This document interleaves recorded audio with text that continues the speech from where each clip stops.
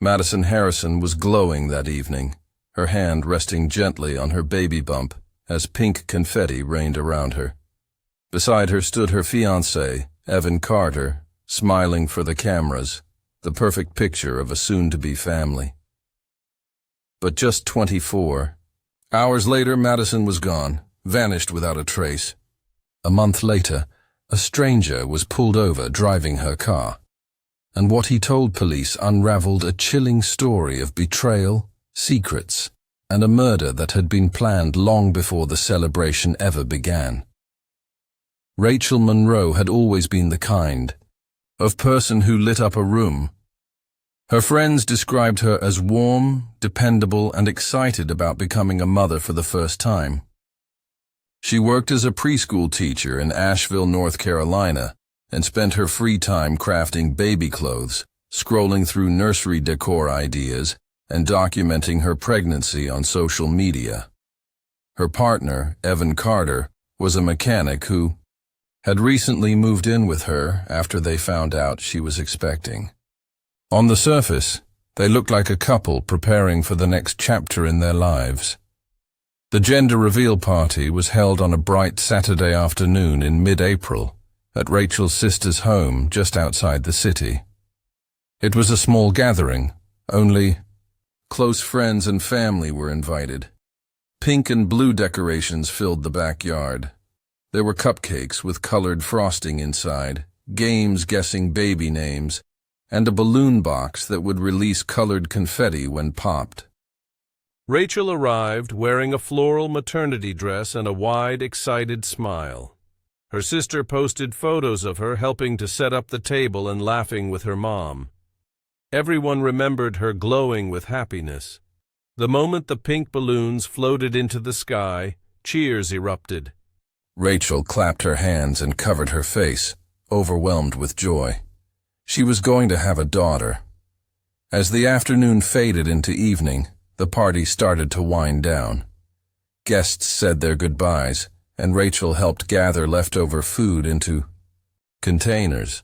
She gave her sister a long hug, waved goodbye to friends, and said she needed to make a quick trip to the store before heading home.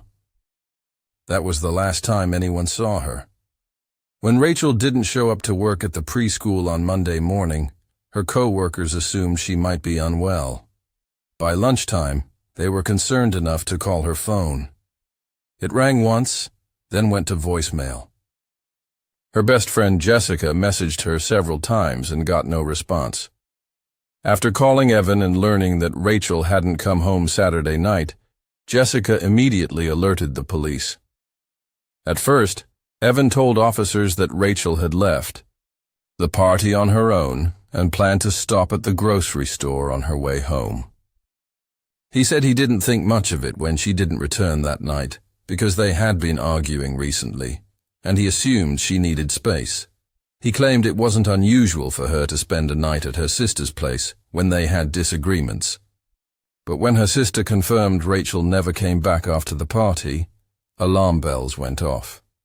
Rachel's car, a silver 2015 Toyota Camry, was also missing. The license plate was flagged and entered into the national database. Police reached out to nearby hospitals and shelters, but no one matching her description had checked in. Her phone had been inactive since late Saturday evening. That same evening, police obtained a warrant to search Rachel and Evan's apartment. They found Rachel's purse sitting by the front door, her prenatal vitamins still in the bathroom cabinet, and a half-folded baby blanket on the couch. It didn't look like she'd packed to go anywhere. Nothing about the apartment suggested she had planned an overnight stay elsewhere. Surveillance cameras at the grocery store closest to her sister's house showed no footage of her car that night. Her credit cards hadn't been used since Friday. Friends began posting her picture online, hoping someone might recognize her. Missing person posters with Rachel's face, beaming from the gender reveal party, were taped to light poles and community boards all across Asheville. Police dogs were brought in to search wooded areas surrounding the city, including trails near the Blue Ridge Parkway. The search yielded no signs of her. As the investigation continued, inconsistencies in Evan's story started to surface. He initially said he didn't know what time Rachel had left the party, but texts recovered from her phone showed she messaged him at 6:52 p.m., saying she was on her way home. Phone records also revealed Rachel's phone had pinged off a tower near Pisgah National Forest around 8:15 p.m., about 20 miles from her apartment, and in the opposite direction of the grocery store. It was an odd detour that raised more questions. Her family had their own suspicions. Rachel's mother told investigators that Rachel had seemed quieter than usual in the days leading up to the party. Her sister, too, remembered that Rachel had pulled her aside after the balloons were released, saying something about not being sure if Evan was ready to be a father. When asked for more details, the sister hesitated. She said Rachel didn't elaborate, only that she felt like she was doing everything on her own lately. The more police dug, the more concerning the case became. There was no history of domestic violence between Rachel and Evan, but friends admitted the relationship had always felt unbalanced. Rachel often covered rent when Evan struggled with work. She posted happy pictures online, but close friends said she rarely spoke about Evan unless someone asked directly. A week after her disappearance, a possible breakthrough occurred. A man walking his dog near an old rest stop off the highway stumbled across a torn sleeve of fabric tangled in a bush. It was pale pink, matching the dress Rachel had worn at the party. There were streaks of mud on the fabric, and it looked like it had been out in the rain. He turned it in to authorities, and forensic analysis confirmed it contained Rachel's DNA. The location was near where her phone had last pinged. The area was cordoned off, and teams returned with drones, search dogs, and volunteers. But the terrain was rugged and vast, and after 3 days the search was called off with no further discoveries. With no concrete evidence and no witnesses, the case began to cool. People speculated online. Some believed she had run away. Others suggested she may have been taken by someone she knew. But those who knew Rachel insisted she would never leave voluntarily. Not without her phone, not without her car, and never without telling someone. She was excited for her baby. She had painted the nursery just 2 weeks earlier and spent hours making handmade decorations. There was no sign she was planning to walk away from that life. Still, without a body or clear evidence of a crime, the case stalled. Evan stopped cooperating with police after the 2nd week. He hired a lawyer and declined further interviews. Rachel's parents held a candlelight vigil on what would have been the start of her 3rd trimester. The words on every poster were now desperate, not hopeful. Help, bring Rachel home. And then, almost exactly 1 month later, a stranger was pulled over for a minor traffic violation in Charlotte. The car he was driving was Rachel Monroe's. The discovery of Rachel Monroe's silver Toyota Camry 1 month after her disappearance sent shockwaves through the quiet town of Asheville. It was found nearly 2 hours away, in the city of Charlotte, during what appeared to be a routine traffic stop. A patrol officer had pulled the vehicle over for a broken tail light.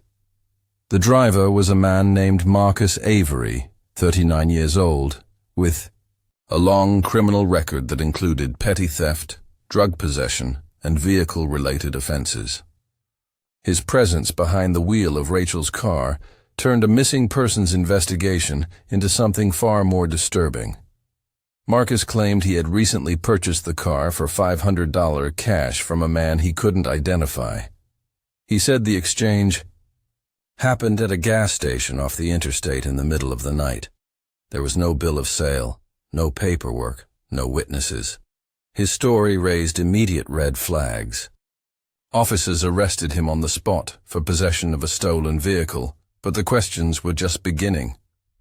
The Camry's license plate had been removed, and the vehicle identification number, VIN, was partially scratched off, though not enough, to hide it from police databases.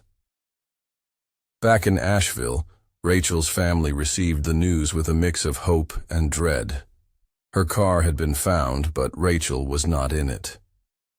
For investigators, the vehicle was now a crucial piece of evidence, a potential crime scene that could finally offer some answers. The car was impounded and sent to a forensic lab for processing. Technicians began examining every inch, searching for fingerprints, biological material, fibers, anything that might indicate what had happened to Rachel and where she had been taken. Inside the vehicle, the team discovered several troubling signs.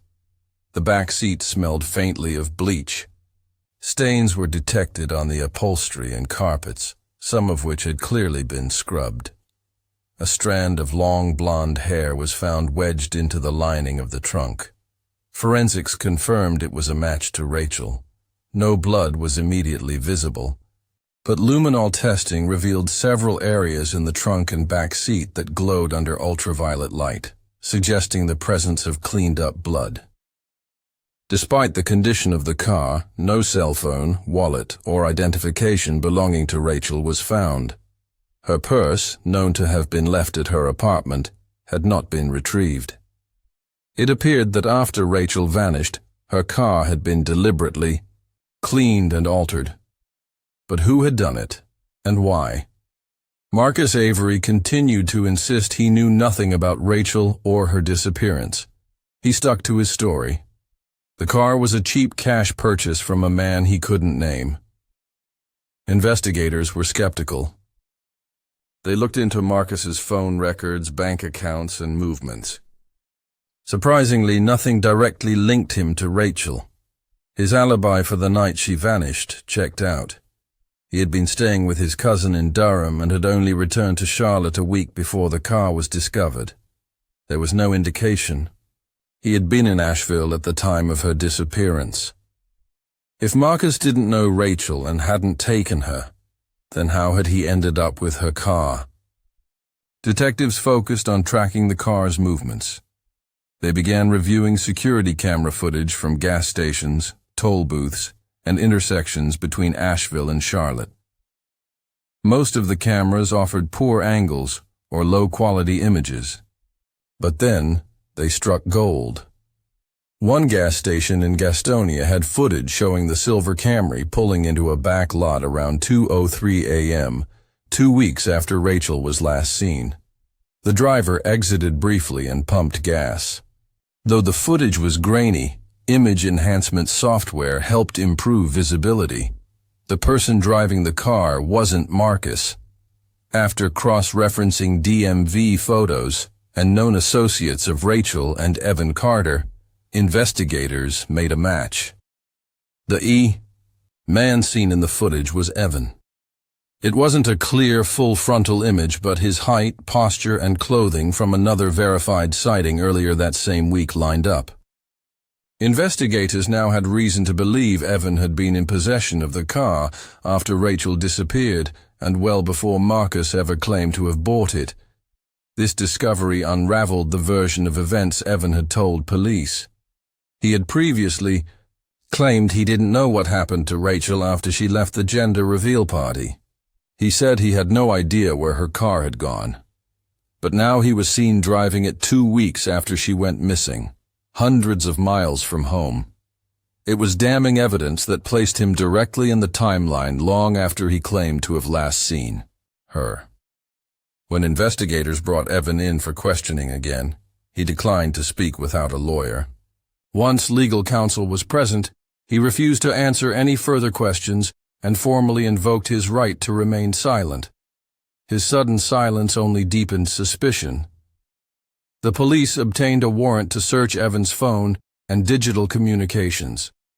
While many of his messages had been deleted, forensic experts were able to recover fragments from his cloud backup.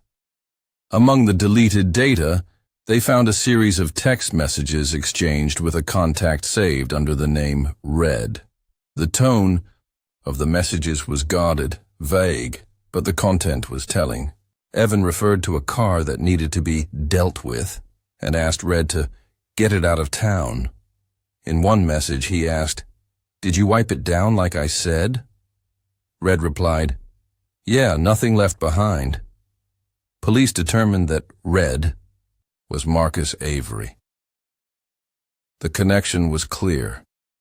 Evan had handed the car over to Marcus, hoping to distance himself from it.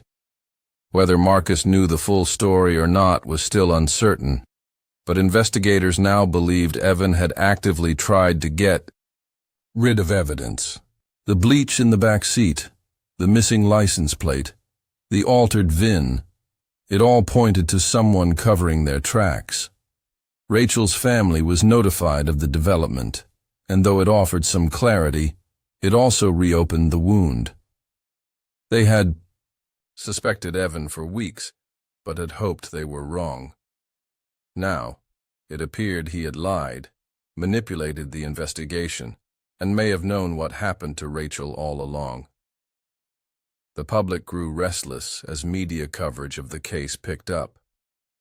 True crime blogs, news outlets, and local stations all ran with the story. People wanted answers. Candlelight vigils turned into rallies demanding justice. Flyers were updated to include Marcus's mugshot and a new timeline of events. Social. Media buzzed with speculation and anger, but despite the mounting evidence, there was still one piece missing: Rachel herself.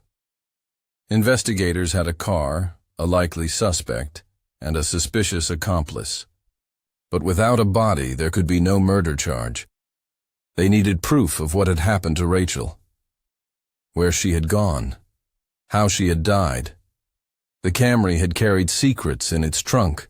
It had traveled miles across the state, changed hands, and nearly disappeared. But now that it had resurfaced, the truth was closer than ever. And somewhere out there, someone knew exactly where Rachel Monroe's story ended.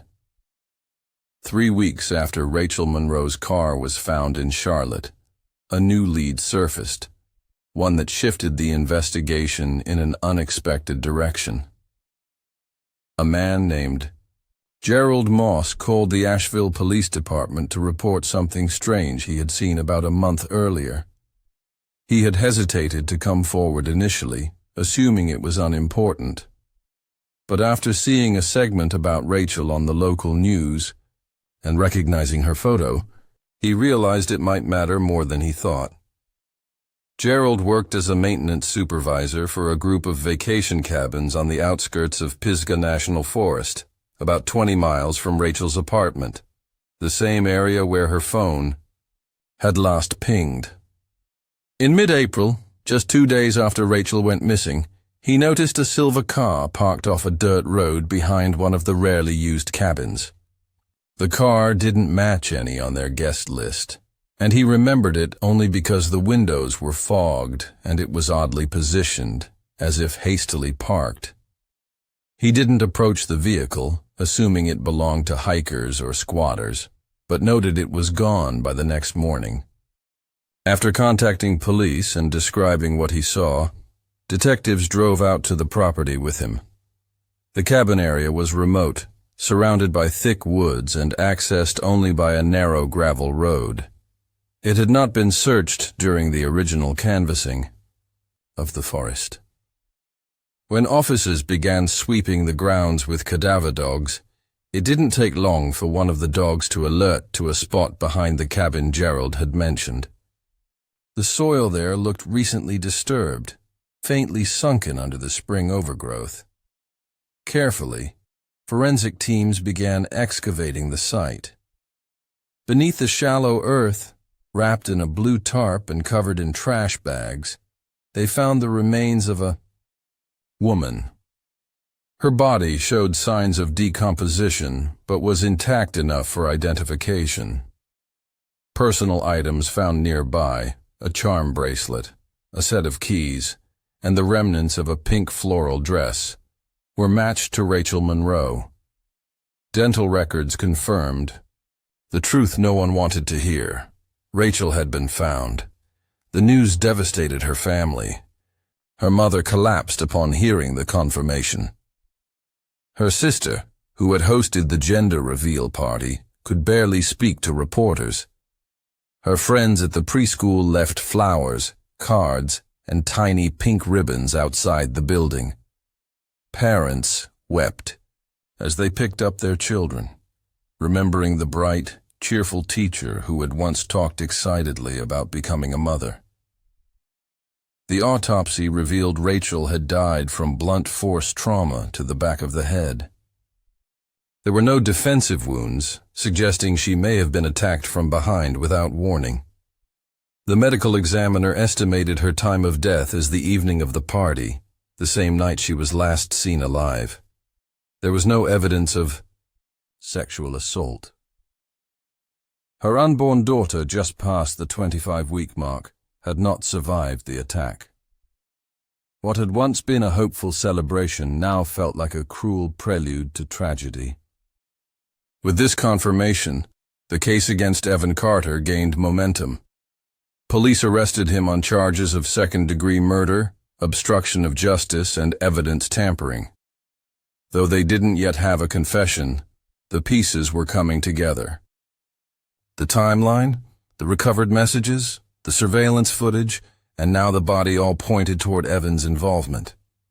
But it wasn't until investigators traced one final link that the full picture came into focus. In the days following Rachel's burial, detectives re-examined phone tower data from both Rachel and Evan's devices. They noticed a pattern. Both phones had traveled together the night of her disappearance. Though Evan claimed he never saw her after the party, data showed otherwise. Their phones pinged off the same tower near the Pisgah cabins between 8 and 8:30 p.m., then went dark within minutes of each other. What truly broke the case open, though, was a voice message buried in Rachel's cloud backup. It had never been listened to, saved automatically when she attempted to leave a voicemail but was cut off. The file, time-stamped at 8:17 p.m. on the night of her disappearance, began with Rachel saying Evan's name in a panicked tone. The recording was just 6 seconds long and ended with the sound of something heavy hitting the ground, followed by silence. Though short, the audio was enough to strengthen the case. Prosecutors believed Rachel had tried to call for help moments before she was struck. The theory was that an argument had escalated, likely over the pregnancy, and ended in violence. Evan, overwhelmed by the consequences, had panicked. He drove her body to the remote cabin site, buried her, and returned home, acting as if she had never arrived. Days later, realizing the car could tie him to the crime, he arranged for Marcus Avery to take it, hoping to erase the trail. Marcus, now facing charges for possession of a stolen vehicle and complicity after the fact, agreed to cooperate in exchange for a reduced sentence. He admitted that Evan had approached him with a proposition: get rid of a car with some heat on it and wipe it clean. Marcus claimed he didn't ask questions. He just took the money and followed instructions. He insisted he had no idea the car was tied to a murder. Though his story helped prosecutors solidify their case, it didn't absolve him. The public viewed him as someone who looked the other way when it mattered most. Evan's trial began 5 months later. The courtroom was packed. Family members, reporters, and curious onlookers all watched closely. The prosecution presented a clear, methodical case. Rachel was happy about her pregnancy. She had shared that joy with her loved ones at the party. But behind the scenes, she had expressed concerns about Evan's growing distance, about his temper, and about feeling unsupported. When she confronted him that night, something snapped. Evan's defense argued there was no direct evidence placing him at the crime scene. They claimed Marcus might have acted alone, or that Rachel had met with an unknown third party. But the jury didn't buy it. The surveillance footage, the recovered voice message, the phone data, and Marcus's testimony painted a compelling and damning picture. After 3 days of deliberation, Evan Carter was found guilty of second-degree murder and sentenced to 40 years in prison. Though justice was served in the eyes of the court, the pain of loss lingered. Rachel's family never got the chance to meet the child she had been so excited to bring into the world. Her friends still walked past the preschool every morning, remembering her laughter, her kindness, her gentle voice reading stories to toddlers. The community lit candles each year on the anniversary of her death, honoring a life taken too soon. Rachel Monroe vanished on the happiest day of her life. But in the end, her story was not forgotten. The truth came to light, piece by piece, through persistence, courage, and the quiet power of those who refused to let her memory fade. News of Evan Carter's conviction brought a sense of closure to some, but for others, questions still lingered. As the headlines faded and the public's attention moved on, investigators continued to quietly examine the gaps in Rachel Monroe's story. While Evan had been found guilty of her murder, detectives suspected that the full truth had yet to come out. Certain details never fully added up, especially Evan's behavior in the days leading up to the gender reveal party, and the strange involvement of Marcus Avery. One detail that stood out was a credit card transaction made on Evan's account 2 days before the party. The purchase was made at a hardware store on the far edge of Asheville. On the receipt, duct tape, a tarp, a small shovel, and gloves. Surveillance footage showed Evan alone at the counter, wearing a ball cap pulled low. At the time, the purchase seemed odd, but not illegal. After Rachel's body was found in a tarp and buried with similar tools, the significance became more chilling. Investigators now believed that Evan had planned to harm Rachel before the party ever began. But if that was true, why attend the celebration at all? Why smile in photos, cut the cake, hug Rachel's mother?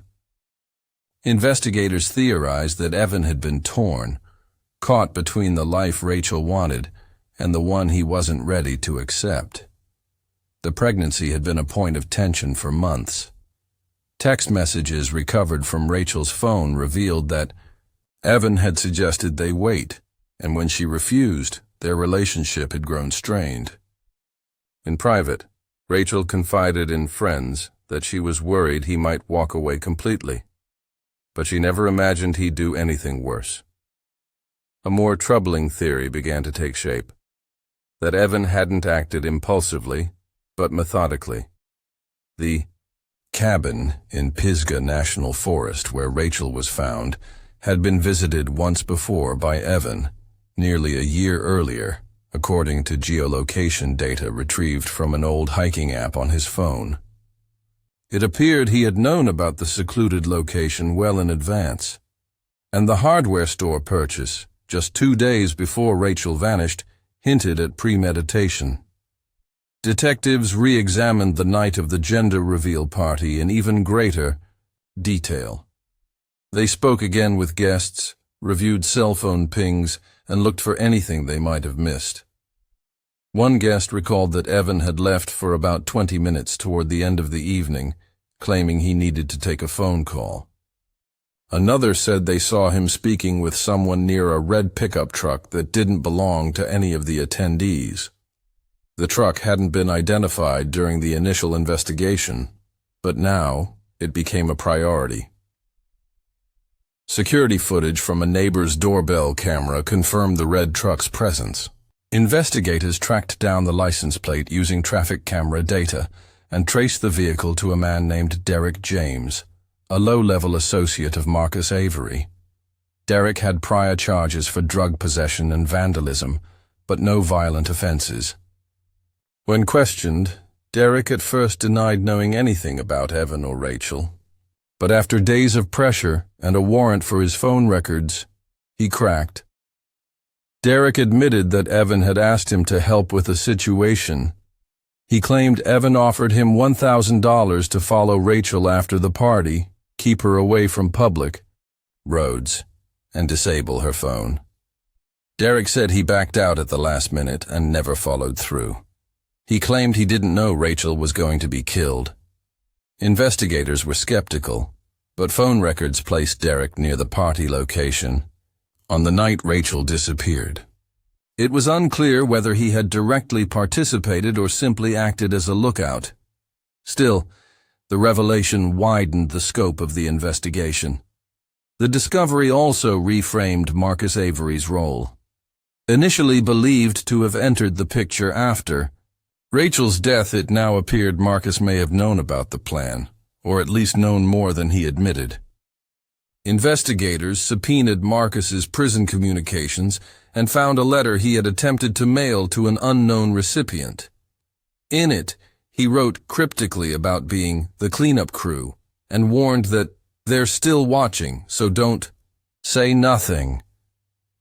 The letter was intercepted before it left the facility. At this point, prosecutors began assembling a case against Marcus as a co-conspirator. Though his involvement came after Rachel's death, his actions contributed to the concealment of evidence and delayed justice. Meanwhile, Evan's legal team filed an appeal, arguing that new evidence suggested others had manipulated the situation and that Evan's conviction should be reconsidered. The appeal was denied, but the case remained in the headlines, reigniting public interest. As the investigation broadened, attention turned once more to Rachel herself, not just as a victim, but as a person.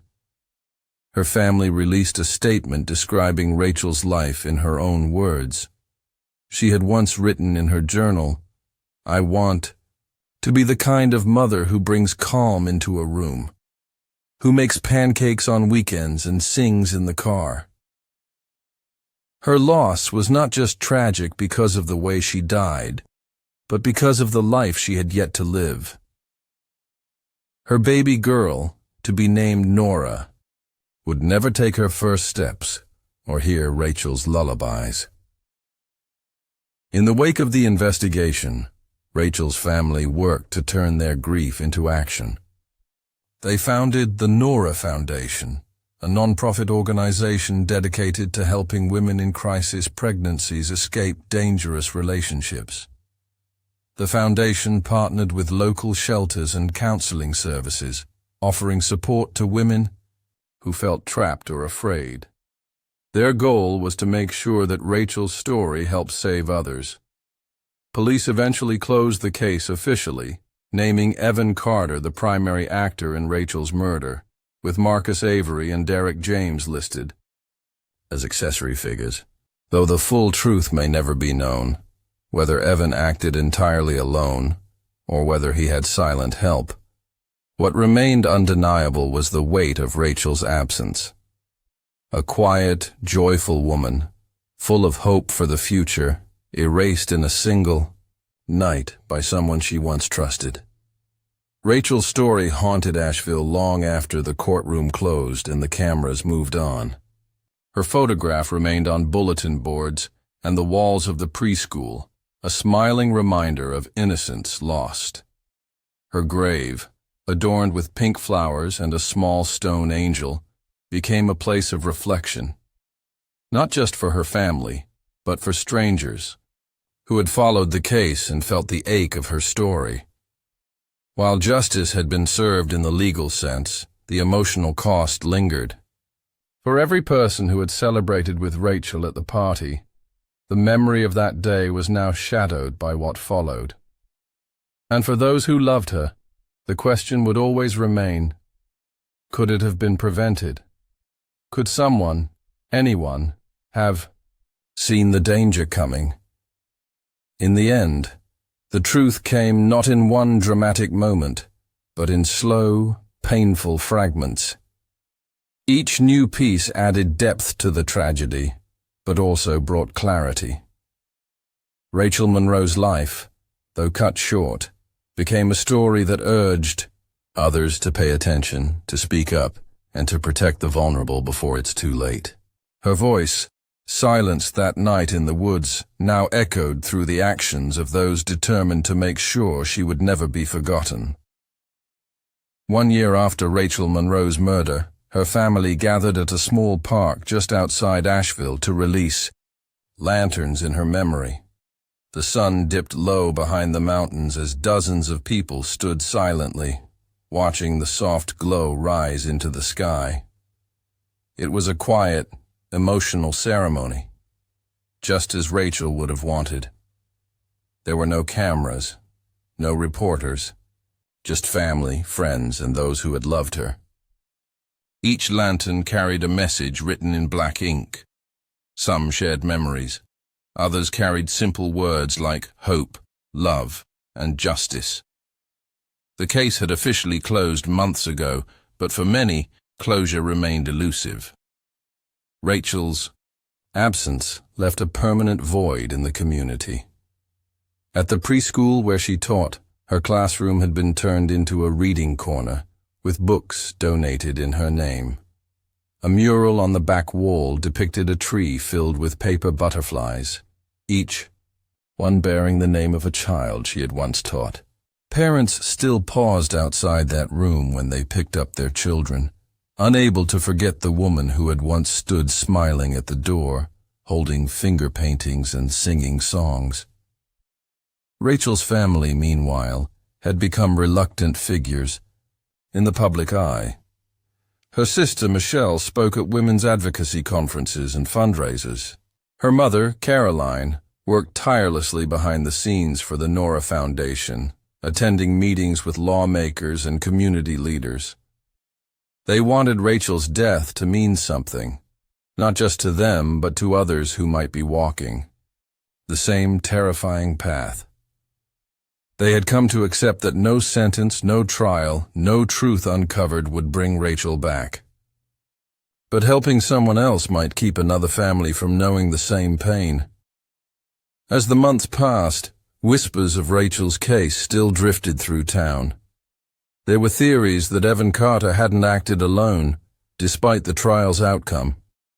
Some believed Marcus Avery had played a larger role than he admitted, while others speculated about Derek James's confession. Still, no new charges were filed, and the DA's office eventually closed the case entirely. It remained, to the frustration of some, a story with lingering shadows. Among the more persistent voices calling for answers was local journalist Erin Langley. She had followed Rachel's case from the beginning, and continued digging long after the rest of the media had moved on. Erin was convinced that the official version of events didn't tell the full story. In a special podcast series released the following spring, she revealed inconsistencies in timelines, missing text messages, and a series of erased calls from Evan's phone log that had never been recovered. The podcast quickly gained attention. Erin's reporting revealed that Rachel had reached out to a legal advocacy group 2 weeks before her death, asking for information about establishing full custody rights and removing the father from birth documents.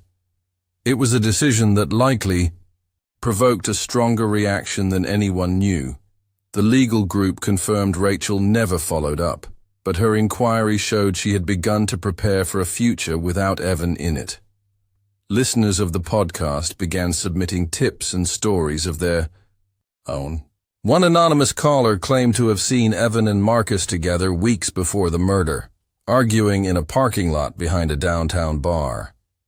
Another said they remembered Rachel crying in her car outside the preschool on a Tuesday afternoon, days before the gender reveal. Most of these tips were unverifiable. Still, the podcast reignited public interest and added new pressure on the local police department to re-examine their conclusions. Though no official action was taken, Erin's investigation led to the release of several previously undisclosed Documents including crime scene photos and transcripts from Rachel's cloud storage that hadn't been presented at trial. Among the items was a journal entry Rachel had typed on her laptop just 2 days before she vanished. In it, she wrote about fear. Not fear of becoming a mother or of the challenges ahead, but fear of someone she used to trust.